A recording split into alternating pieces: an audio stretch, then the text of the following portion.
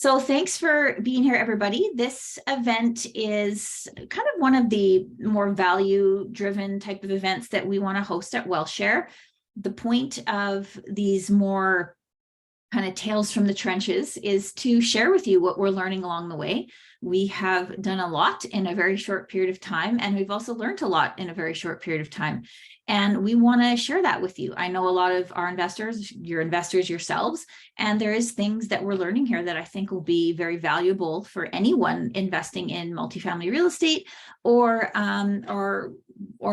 wanting to even consider some of these things for any of your acquisitions. So today we're talking specifically about the court-ordered sale process and or foreclosures and what we've kind of learned along the way. I think mostly everybody here knows who we are, but I'll do an introduction just briefly, just in case. My name is Natasha Phipps. I am the CEO of WealthShare. We are a real estate investment trust, or a REIT. So we're a private REIT that acquires multifamily real estate here in Canada. And our investors get the benefit of passively investing into multifamily real estate without having to do the work, and can still have that as part of their portfolio. So we're going to get started here. And before I start, I do have to put up our investment disclaimer, put out by our legal team that tonight's presentation is not an invitation to invest or a solicitation. This is for informational and purposes only. So we will get started.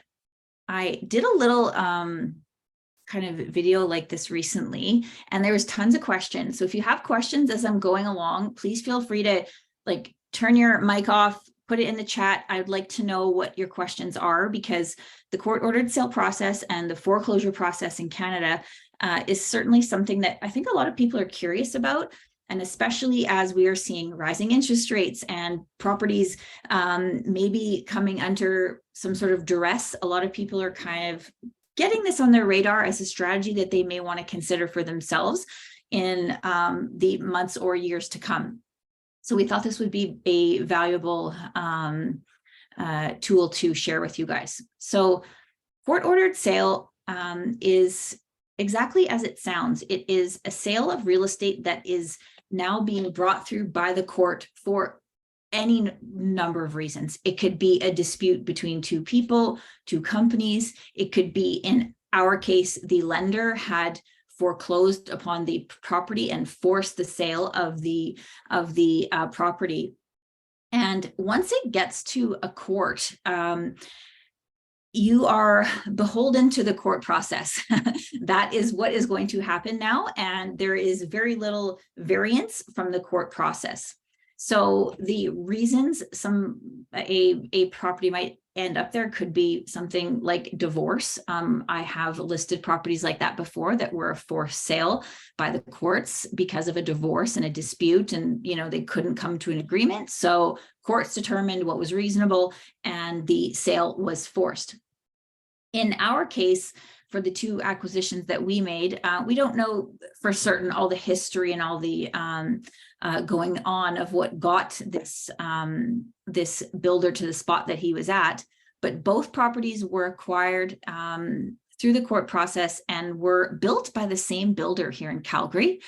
And from our best guess, obviously things went off the rails for him, and the lender who was in first position is the one that really had obviously a very large interest in these properties and would have triggered this process into the courts when he knew that the owner wasn't meeting their obligations, whatever that might mean. That might mean timelines. It might mean not paying on time. It could mean all kinds of things.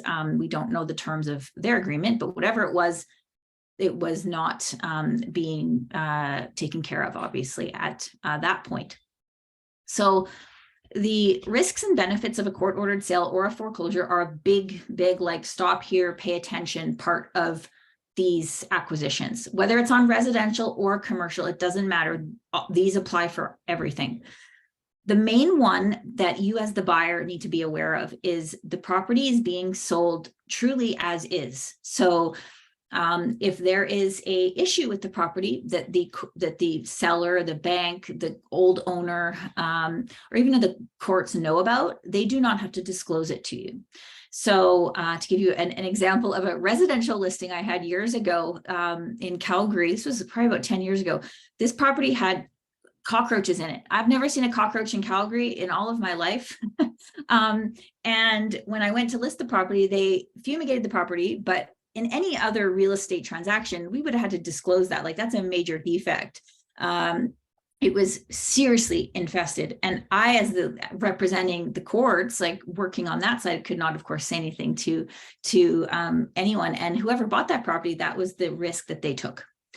It could also mean upon closing day, when you go to the property, what if the lights are missing? What if the toilets are gone? What if, what if? There is no guarantees or promises to you as to what the property might look like upon that day. So in our case, people were living in these units. There was tenants in there. And so it was, a little bit of a different scenario. But if you had, say, an owner that was really disturbed living in the property and they were really unhappy about the sale, I have heard of really upset owners that will, leave kicking and screaming, so to speak. So just be aware that you always need to have that reserve fund. You always need to have that extra capital put aside for all of those what ifs that you don't even know what they are yet. And then another big sort of risk comes even before you're acquiring the property, and that comes around your due diligence of the property. So us as real estate investors, we're all trained very well how much homework to do on our properties and running our numbers and spending a good amount of time to make sure we know what we're buying. In a court-ordered sale, you are given what you're given. I always think of the phrase that they say in preschool, like, you get what you get and you don't get upset, because that's very much how it is. Like, you get what you get and too bad, that's it.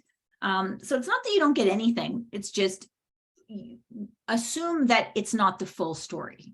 And we've really, really learned that in a couple of different ways. And we'll talk about some actual lessons learned here near the end. But so in our case, we were given a package of leases and documents and a bit of random things. I think we had even some things that were years old, but nothing for the current year. Like, it was a really mix mash of all kinds of stuff, which brings challenges, not only for you as the investor trying to research this property, but also for your lender, right? Because obviously you need to finance this property somehow. And you and I both know that lenders ask 1 million questions. And so what we found very, very, very quickly last year when we were looking at our first acquisition, that the only way to acquire, especially at this size, unless we have very deep pockets, is to, one, pay cash, which we didn't have, or two, go the private route, where you're going to a private lender to just acquire the property, and they're going to put in a shorter term mortgage in there, because there is a lot of questions that you don't have the answers to at that stage. And that's just how it is. So what are the benefits and why do people look at these types of properties? Well, for me, the Bergen was sort of the property that started it all. I'm going to show you here just a picture here. So this is the Bergen. This was the court-ordered sale that sort of started WealthShare, started our team here, and really, really got things rolling for us. And when this property was listed, I was like astounded that this new building had been listed as a court-ordered sale. They had some traction and interest, but not a lot. And so I started looking into, why wasn't this thing flying off the shelves? Like, we had multifamily investors lined up looking for stuff. And the risks that I spoke about are not small, but then there also leads to problems that are challenging. So that will lead us into process and what the process is.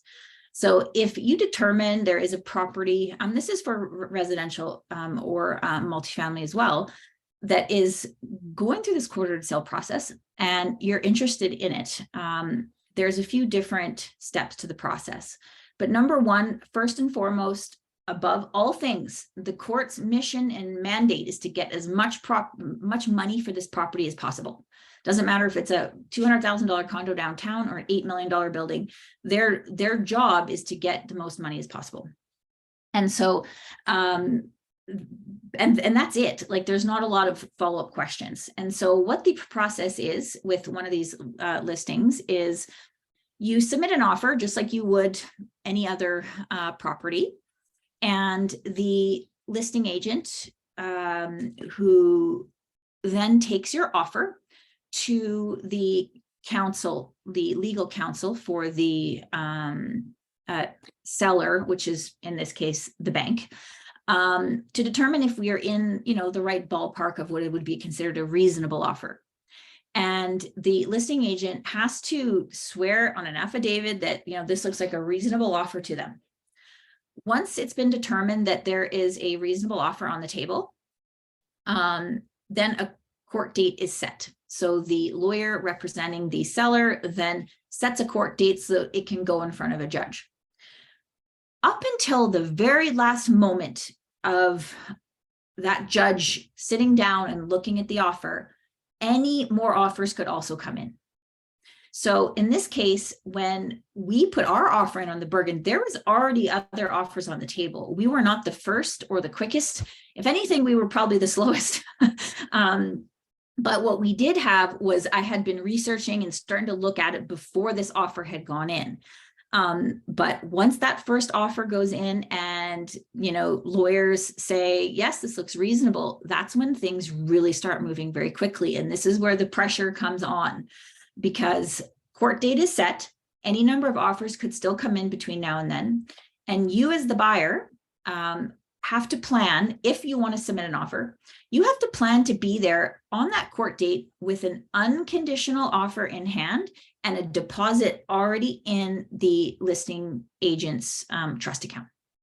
So without even knowing if you're going to get it, you have to do your due diligence, do your appraisal, your assessments, spend the money to do that homework, whatever that might be for that property. In this case, we had to have all of that done. So we had to spend money to even just see if we would be interested in the property, right? So it's another thing about multifamily real estate is you will incur costs just doing due diligence and deciding if it makes sense or not.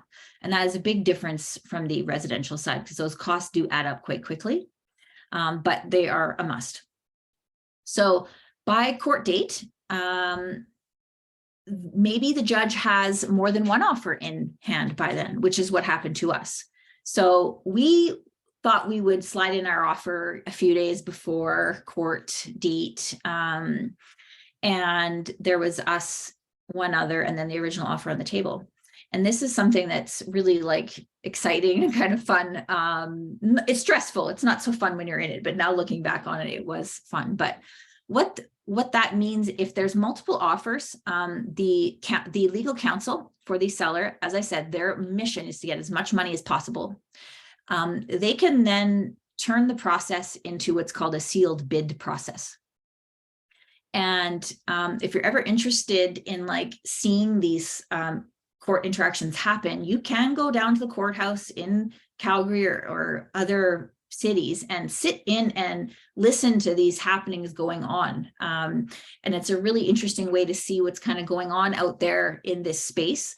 And also learn a little bit more about the process. But what sealed bid process means is exactly as it sounds.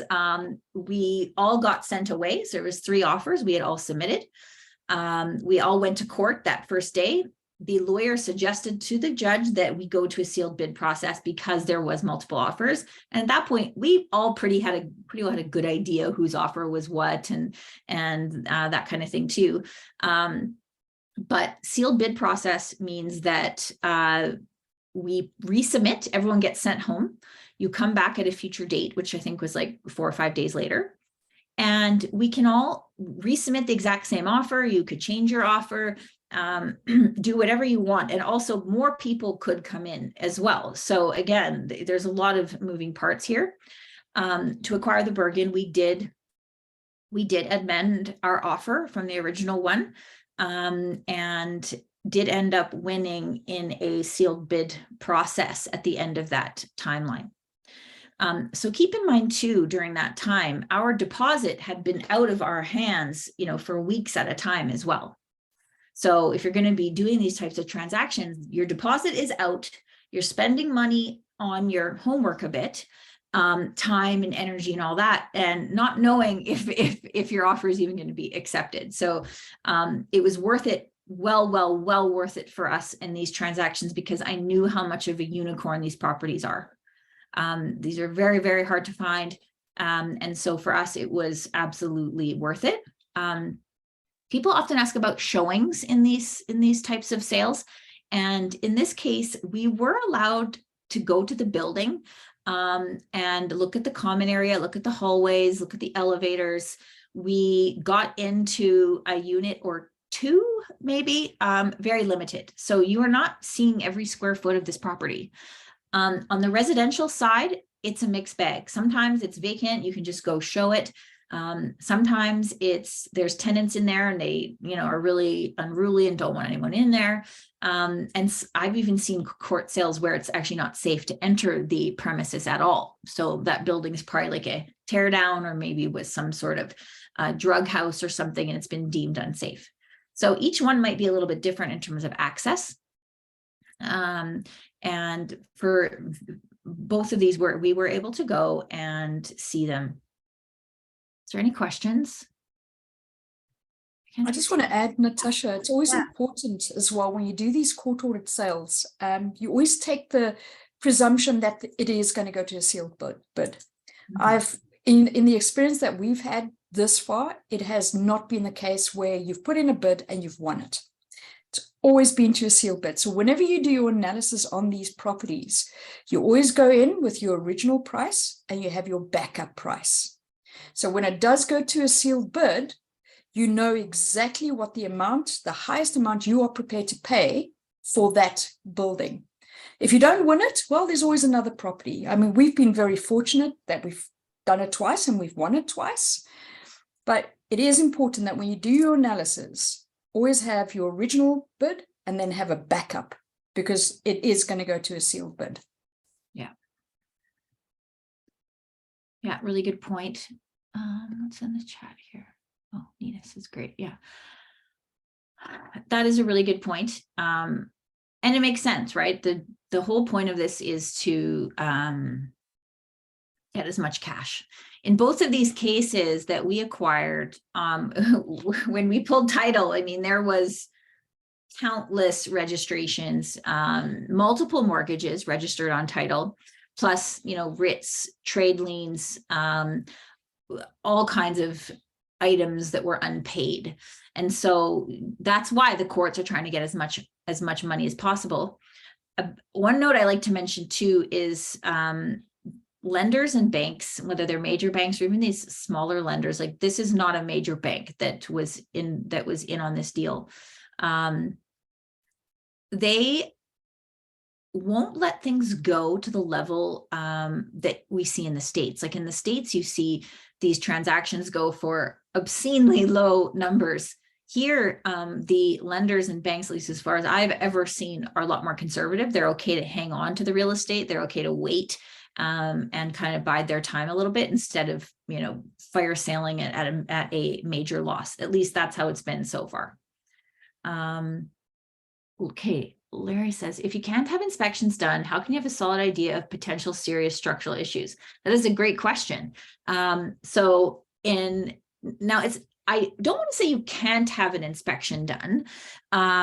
We, in both cases, our lender did require a site visit. So they did a, what's the name of that term, Monique? It's a pre-lending. It's a pre-lending visit.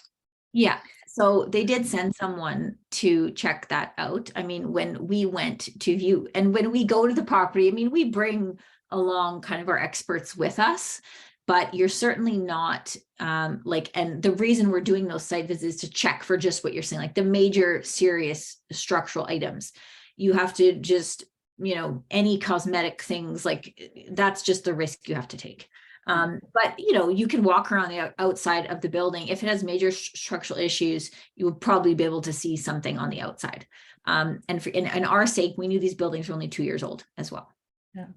So the units that we were able to see, yeah, fair enough. We only saw a couple of living units, but we were able to see the parkade. Now, if you're in the parkade, you can walk around and you can pick up structural damage very quickly. Yeah. Just looking at the walls and the pillars. And we also have access to the mechanical room. And once you've got access to there, you can judge if there's going to be an issue. But there are going to be issues. It's not going to be, even with this building being 2 years old, it's not going to be smooth sailing. I've got to be honest with you. You are going to pick up issues. But we have been fortunate that it is young. And all the issues that we did pick up was incredibly minor. Yeah. If it was an older building, certainly I would be a lot more concerned.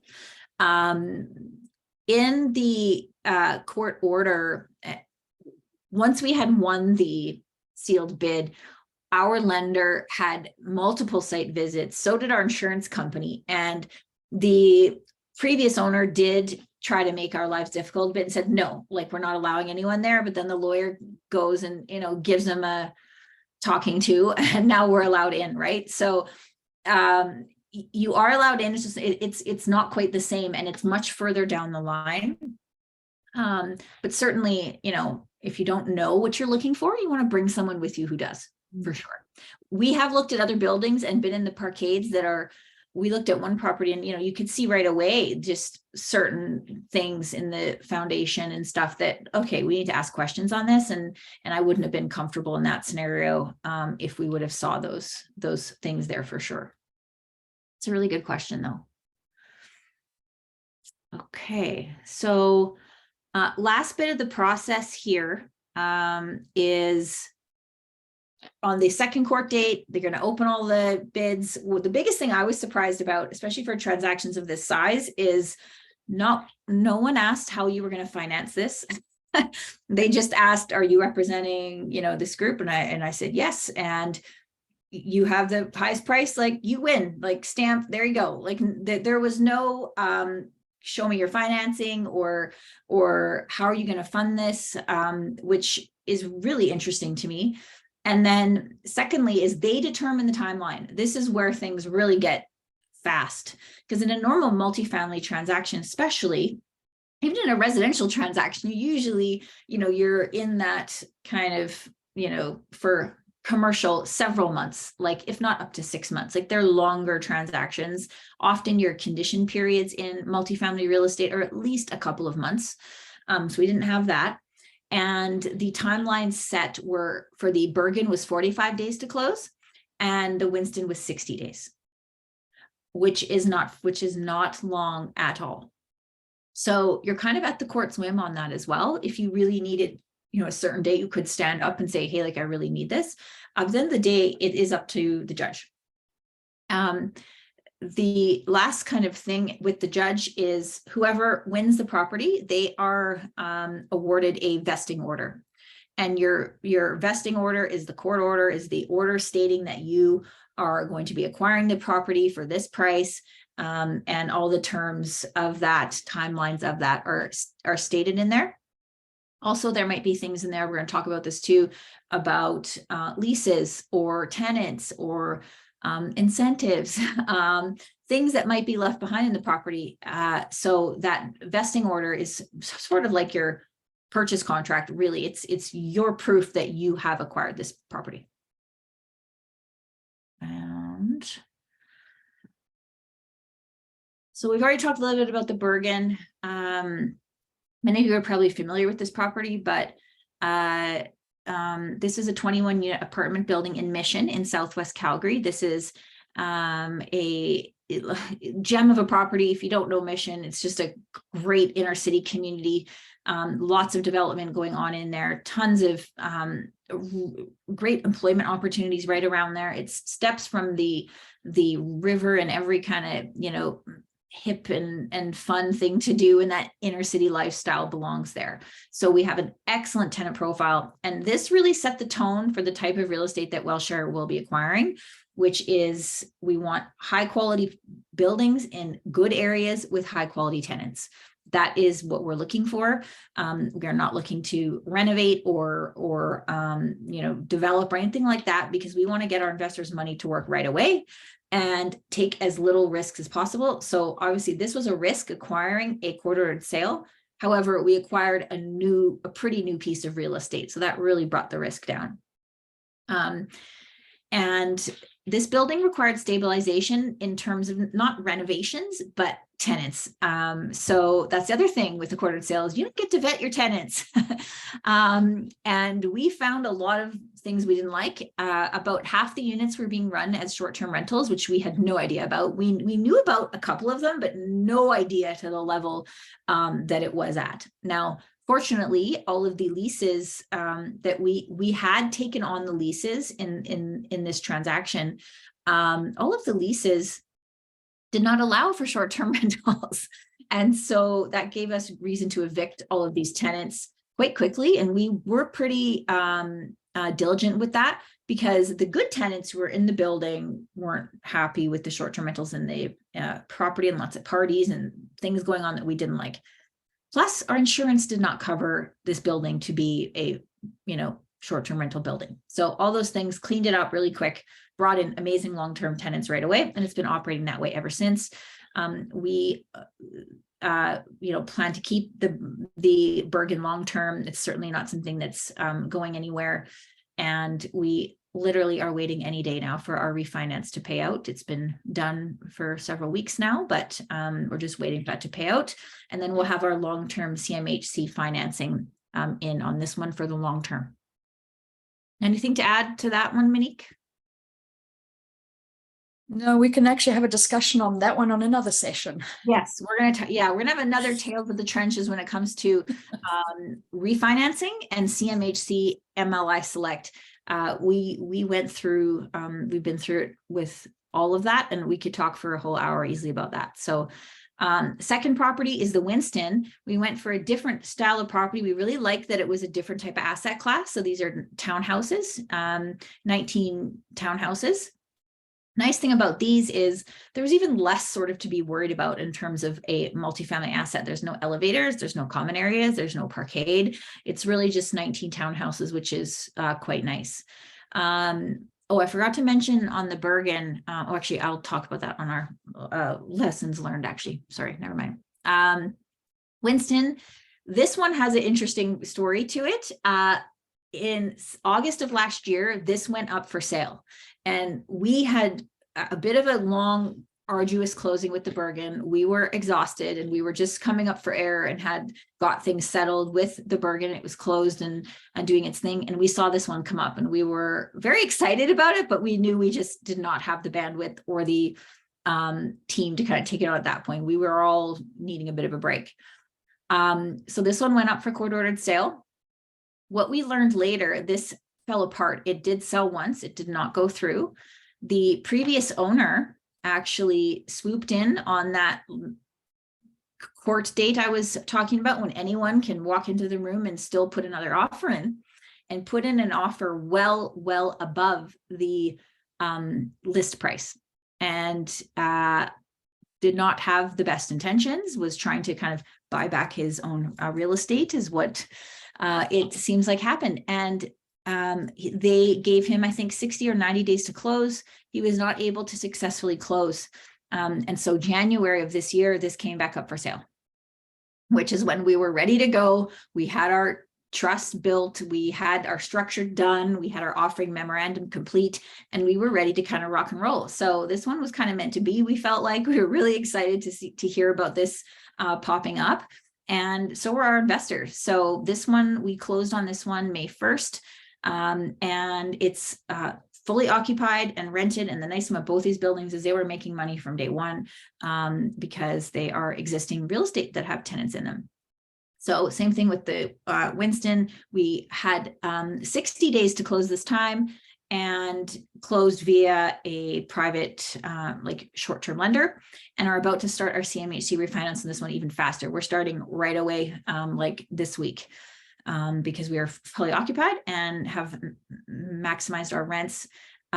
We outperformed our projections on this one, which we're quite excited about. Each of these units is renting for $2,750 right now, $2,750.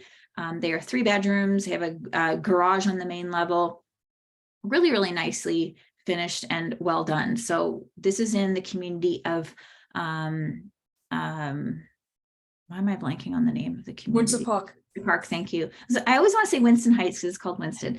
Windsor Park, which is in Southwest Calgary, really close to downtown, close to Chinook Mall and the LRT. And there's a lot of bougie neighborhoods around there too. Like, it's a really, really, really great area. And we have young working class professional tenants in there that are amazing. We have some awesome tenants. So we're excited about this one. And yeah, this one's only about a month behind us. And so we've been really, really hard at work on this one. So now I want to kind of talk about the actual lessons learned, the surprises that we had, things that we did better the second time that we didn't know the first time. And also there was a couple of things in here, like I've done hundreds and hundreds and hundreds of real estate transactions and have never come across one thing on this list, and will now forever use it as part of my sort of arsenal in terms of doing due diligence on properties. So let's kind of get started here. This photo is from the interior of one of the Winston units, just so you can kind of get a feel for it. This unit is actually furnished rental, and we have a tenant in there that's renting it furnished. So, okay, so challenges and lessons, I kind of put these together. First one is that documents will not be complete. And I mean, we kind of had an idea on that, but what we were really surprised about was, especially on the Bergen, this is where we learned this lesson, is we were given the leases, but we weren't given the full leases. So we were only given the actual lease, and the previous owner had left off the schedules and there was no reference to these schedules in the contracts either. So that was a big surprise for us, also for the courts. I don't think the courts were expecting that. And they actually changed how they did things on the second deal based on what we all learned on the first deal. So there's no way to know for certain if those documents are complete. Were you going to say something, Monique? Yeah, I was going to say, because even the lender wasn't aware of it. Yeah. And it just came out. How we actually found out was in a very subtle conversation, and it just got blurted out. And then all of a sudden the flag just went up, and we were going, hang on a minute, has he hidden information from every one of us? And he did. And the courts actually forced him to produce all the documentation, which wasn't very good for him in any way and form. And because of that, the courts for the second sale, the courts actually learned from that, and they changed the whole approach on the second transaction. So what was left out that was so key was these tenants had been given incentives. So kickbacks, a month, free rent here and there, like all kinds of random things to entice the tenant to sign at a certain rate, which is the rate that us and every other buyer saw on their rent roll. But those numbers weren't, all that accurate when you take into consideration the incentives that he was providing. Now, I think this was, solutions that were maybe put in during challenging COVID times, because they're certainly not needed now. You do not need any incentives now like that to get really great tenants and at really good rates. But still, those incentives were left off, and were something that we then had to sort of abide by, because on the Bergen, we had assumed those leases. They smartened up, as Monique said, on the second one. On the Winston, it was made clear in the vesting order that the leases were not to be assumed. So we did not assume any of the leases, that the security deposits were to be returned to the tenants, and that we were to start new leases over with the tenants when we got there, basically. Financing and timelines, obviously we do already kind of touch on that a little bit. Financing can be a little more tricky because you don't have answers to a lot of the questions that lenders want to see. Loans of this size often include a personal or corporate guarantee for that reason, right? Because you are not giving them everything that they want, and but they understand that, like they understand this is kind of how it goes. But the timelines are very fast and very quick, so that's a challenge as well. The tenant incentives, as I said, once we discovered them on the first one, for the second property, it was very clear we were not assuming them. But what that did mean was that the tenants were not super happy either when we got there, because they had incentives, they had all these things. And so there was a lot of challenges in terms of trust building with these people right off the bat. And so that is a challenge with a court-ordered sale or a foreclosure or taking over a property that's kind of been let go, is whoever's been putting up with that might not be, you know, super eager to work with you right away because they might have their backup. So we did a lot of, you know, trust building and talking and communications to try our very best to assure these tenants that we, you know, are going to maintain the building properly and take care of their concerns and everything like that. The next one, security deposits. Again, was dealt with very differently on both of them. If I ever do this ever again, I know to do it the second way. First one was the previous owner was to transfer the leases to us. We never saw the security deposits. This is still an outstanding matter that we're still trying to resolve, but those security deposits were not transferred like a normal transaction. So for the second one, we made sure that the security deposits were the responsibility of the previous owner to return to the tenants, and then we would form new leases with them. So now that we know that and went through that, I would never, ever recommend it the first way, because you don't know if the money's there. Has it been spent? You just don't know. Right. Closing day problem solving. I mean, closing day for both of these things, we have major stories. The Bergen, we had a bunch of random keys that none of them worked on any door. We still don't know what those keys are for or whose properties they're for. We had all our alarms were going off in the properties because there was, you know, all like the TELUS had gotten cut off and things like that. And so we were scrambling that day, where normally you would hand over a property, you would know what you're taking on, right? It's assumed to the next owner, it's passed along. Not like this, it's like very much cut off, you figure it out, and no one's here to help you. So we got to work very quickly problem solving. The Winston was almost more interesting on closing day. So we went there on a Monday for our closing. We had closed at noon, picked up our keys just like normally you would, and drove to the property. And we get there and there's multiple people who have just moved into this property the day before. We don't know these people. Their names are not on our rent roll. Never heard of them. Don't know who they are. And apparently the previous owner had held an open house at the property over the weekend and had signed new leases with these people, and had essentially, this was resolved. He did return the money, but had taken a form of a fee from them for moving them in. And so everyone got their back up. Everyone was like, who are these people? And are you squatting here? Like, what is going on? We did not know their names or anything like that. And they were just as horrified because they had just moved and didn't know who we were. And they had been speaking with the previous people who knew darn well that we were taking over the next day. So we had a lot of massaging to do around that situation. Never mind that, the rate that they had been given was a rate that we could not accept. It was a number that didn't work for us. And so that's all been handled, and we came up with a lot of creative solutions of how to get that done. But like, these poor people were really, really put through it, and were really worried and stressed. I mean, the one couple had just moved here from overseas, were new to Canada, and then had, you know, kind of been a part of this whole thing. So like, that was a complete surprise. I did not expect that to come whatsoever.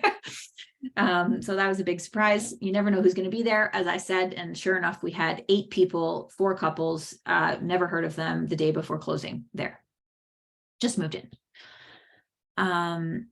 Now this next one is a massive, massive thing, the PPR search. So this is a personal property report.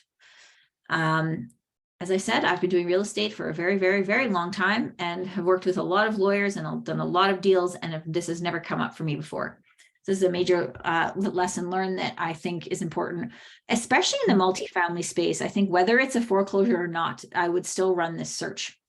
And what a personal property report is if goods or items go missing or stolen or whatever, or unpaid for, you can assign those kind of losses to the person and or property where they may be located. And this falls outside of land title. So what we didn't talk about at the beginning was when you acquire a property like this, when we get our vesting order, it says right in there, it's going to be cleared of all liens and writs and everything on there so that we don't have all these people following us now for a collection. So title was cleared. We knew that. However, the personal property is different. I made the analogy earlier today of a stolen bike, where if you ever had your bike stolen or a kid's bike stolen, you take the serial number, call the police and say, hey, my bike's been stolen. Here's the number. If anyone ever finds it, like I'm the owner kind of thing. This is almost exactly like that, but much bigger, where the appliance provider had not been paid for all of the appliances in the Winston.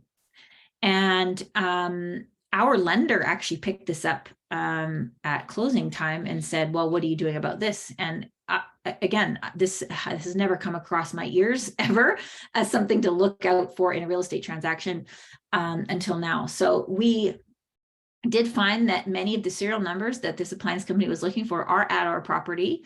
Now they are many years old now, and so many of them are gone and whatnot, and we're finding a solution to work with them on that. And I think it won't be a problem. Like, we will find a solution, but we were astounded to hear, well, you know, what are you guys doing about this? And we got the list. It was like 50 serial numbers long, at least.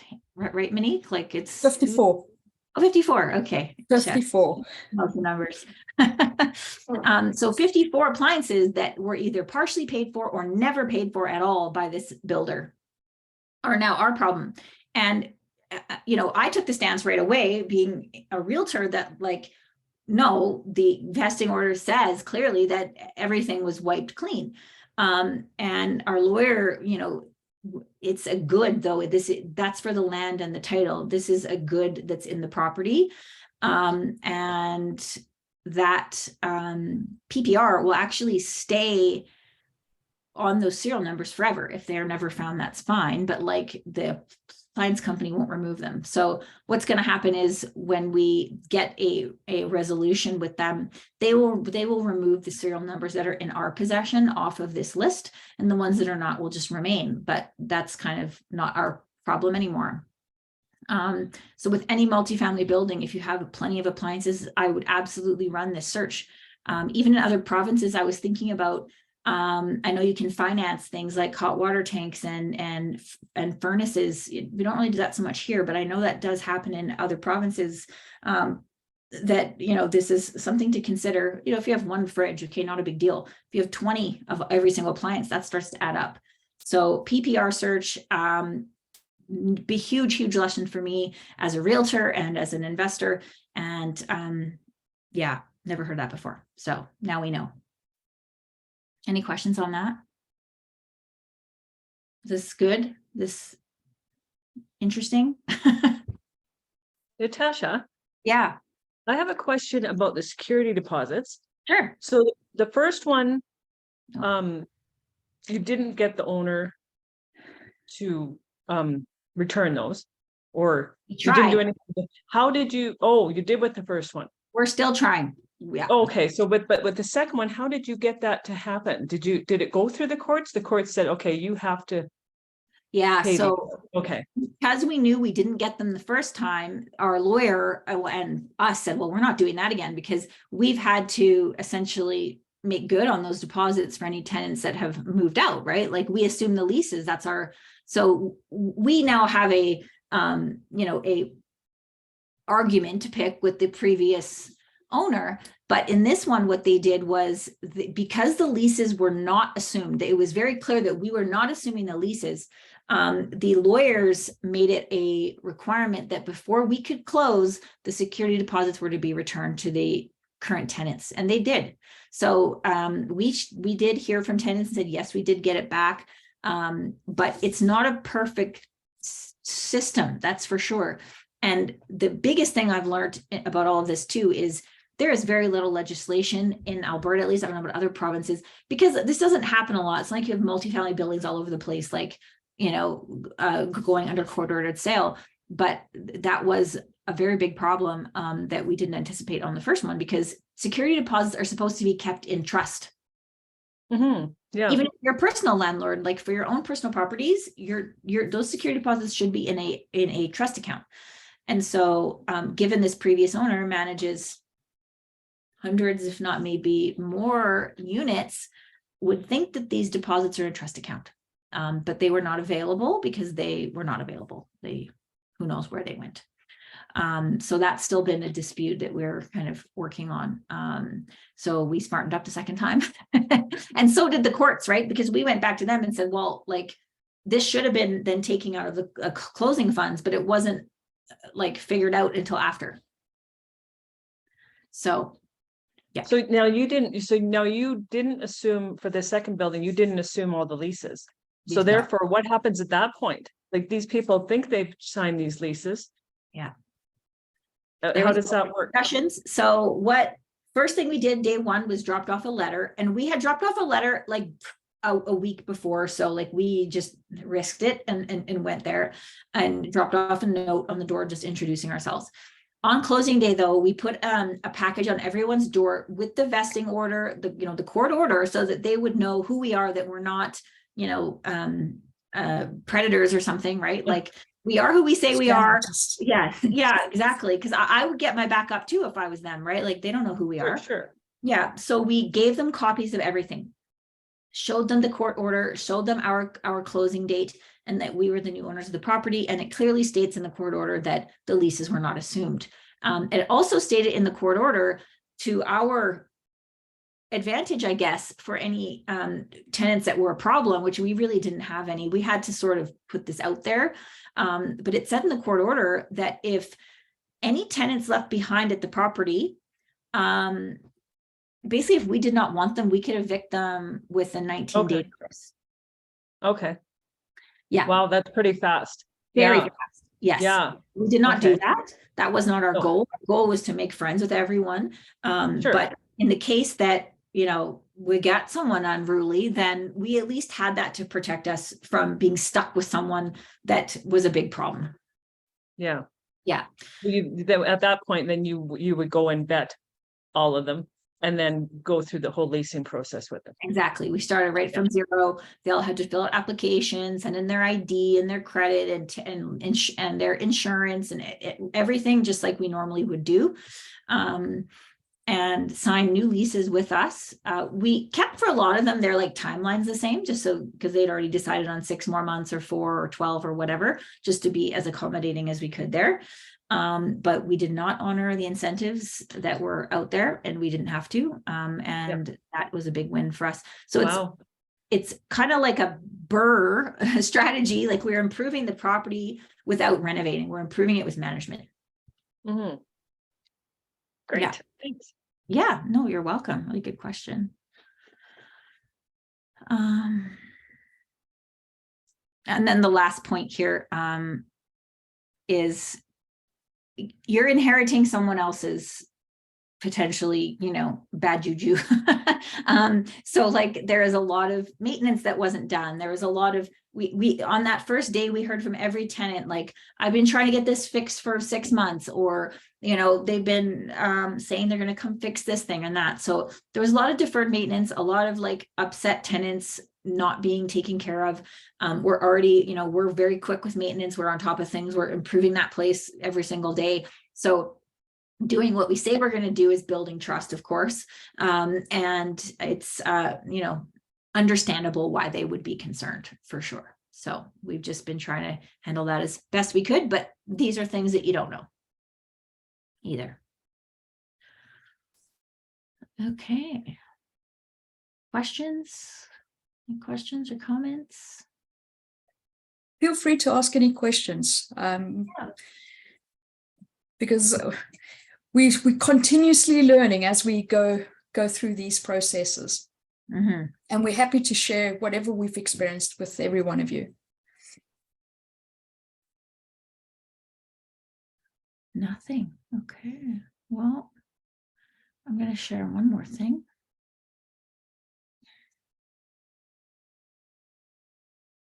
But yeah, court audit process is not for the faint at heart. I've got to be honest. The other big advantage we had actually was the mortgage broker that we had knew these properties. He'd been inside of them himself. He was actually involved in the sort of previous, I don't even know what went on, but he had some knowledge of the property, which helped a lot when it came to financing. Again, like I say this all the time, but like finding the right person for the job. In this case, I really do believe he knew the real estate inside and out, already had the underwriting done when I contacted him to begin with. So yeah, just finding the right person for the job. These are very sort of advanced strategies, right? When there's this many moving parts and this quick of a timeline. And if there's no other questions, we're happy to answer any more, but if you're wanting to just throw them in the chat, go ahead, or if you want to send them to me directly. In the meantime, though, I did want to, obviously we have to talk about WealthShare. As I said at the very beginning, we are a real estate investment trust. Our goal and mission is to make these institutional type of investments more accessible to Canadians. And we have done everything we can in our structure to be as accessible as possible. So we did not cut corners. We did not go the more affordable route because we wanted to really do just that. So we're open to eligible and accredited investors. And of course, there is the applicable securities laws around that. If you have questions about any of that, our exempt market dealer is Atlas One, and they can walk you through that.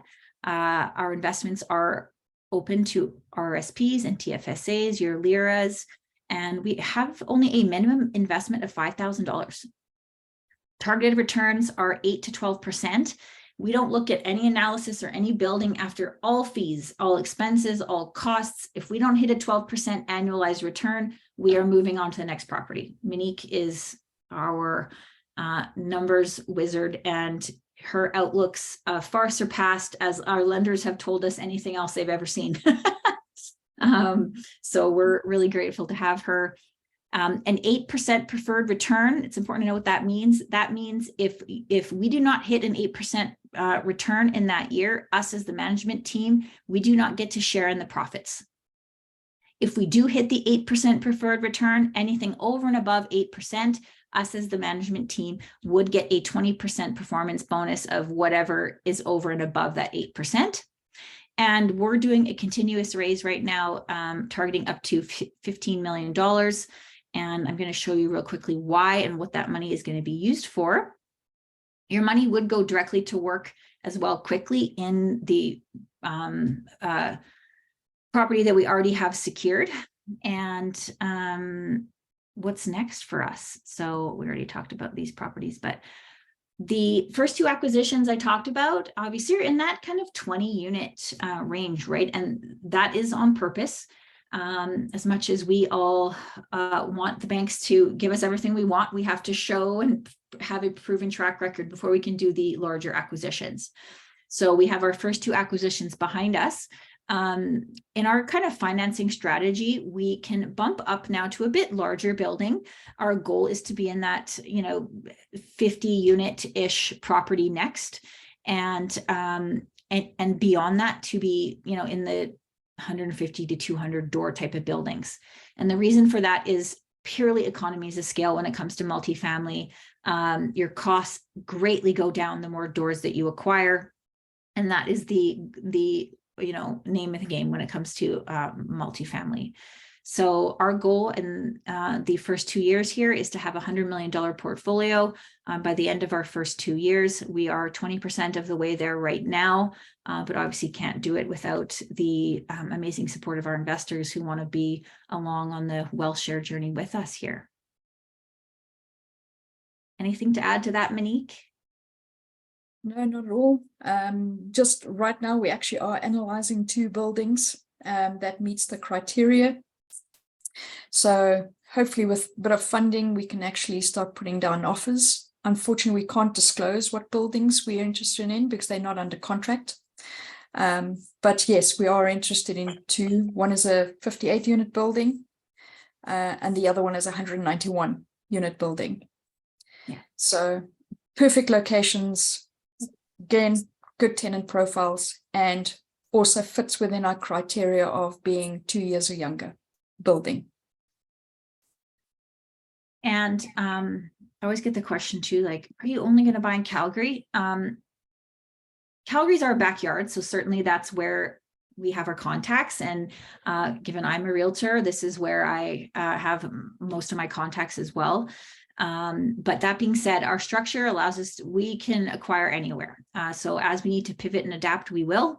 Right now, obviously, the whole world is looking at Alberta for good reason, and we are no different. So looking at opportunities here in our own backyard makes a lot of sense right now, as we can kind of stake our claim here, be experts here before we choose to expand. But that being said, you never know what opportunities might come.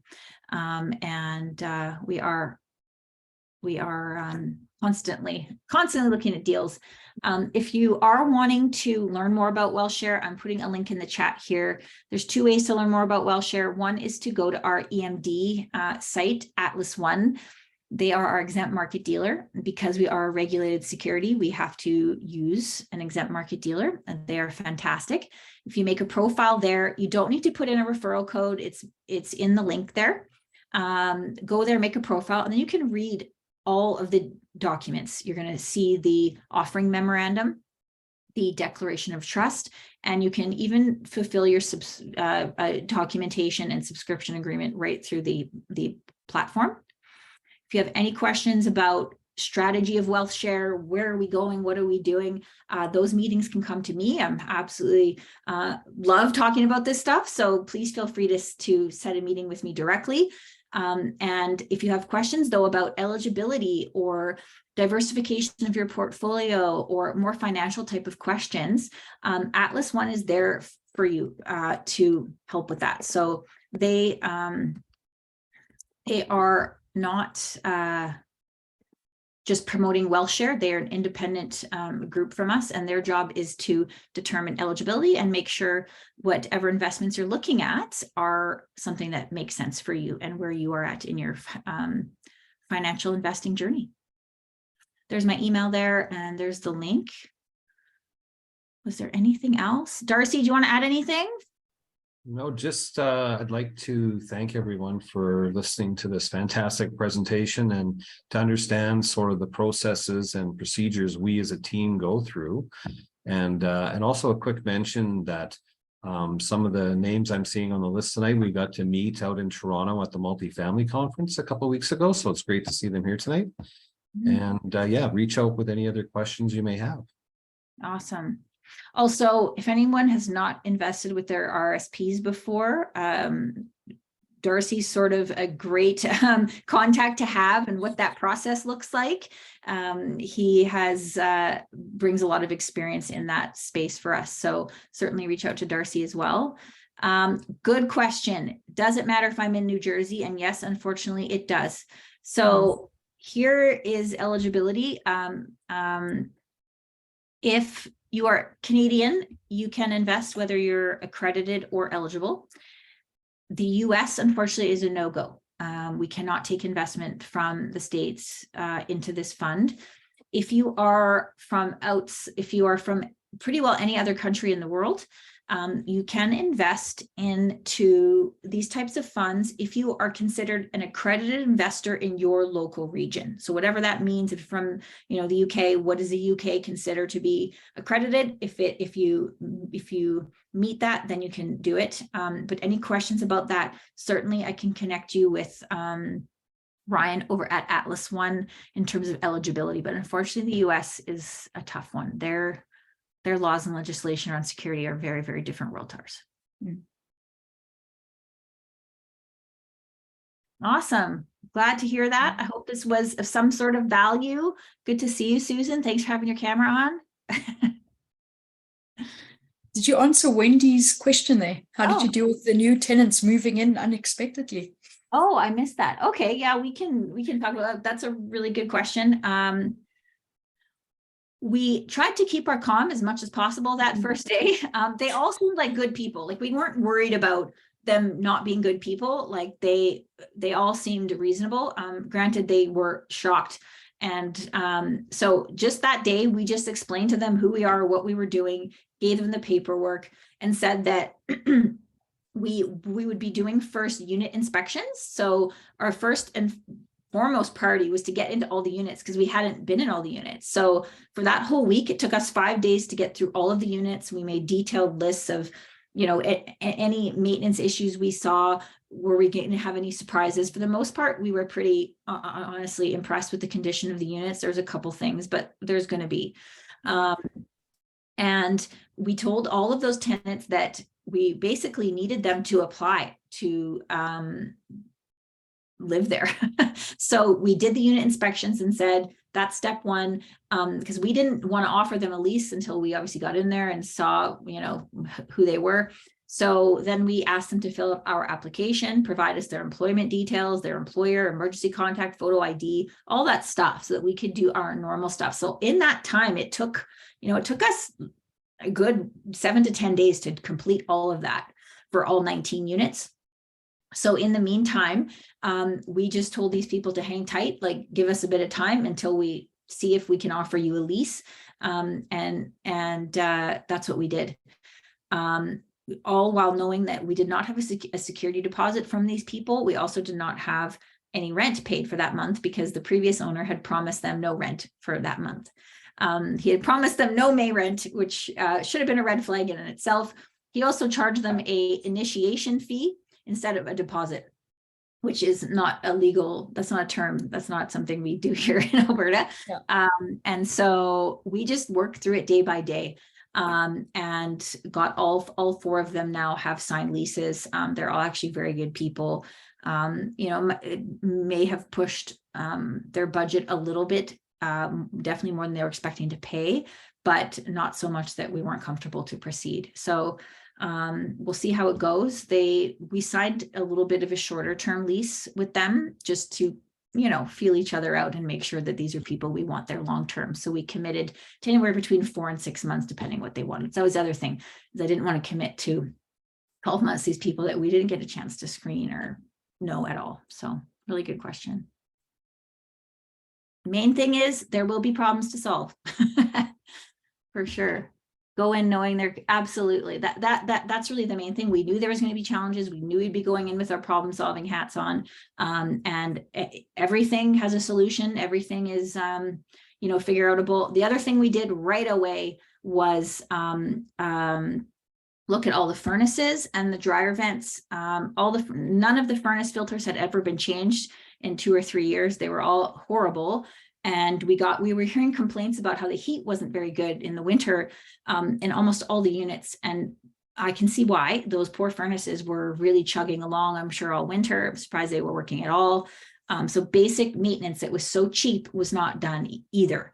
And none of the tenants even knew they had to change a furnace filter. Like, they didn't know that was their job. That and the laundry vents were packed, severely packed full of lint and debris. And several of the tenants were complaining their dryers kept breaking down. Well, no wonder when your vent isn't working. So planning for that deferred maintenance, and also in our analysis, we put aside a hefty budget for the Winston as a, in case. in case fund. We could have found things much worse. We haven't found anything seriously extreme or anything. It's just been a lot of deferred maintenance, cosmetics as well.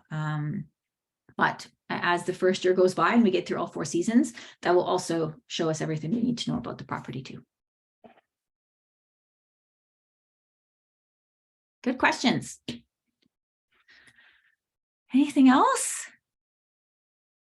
So who's going out there to get a court ordered sale? Show of hands. Or do you want us to do it for you? Yeah.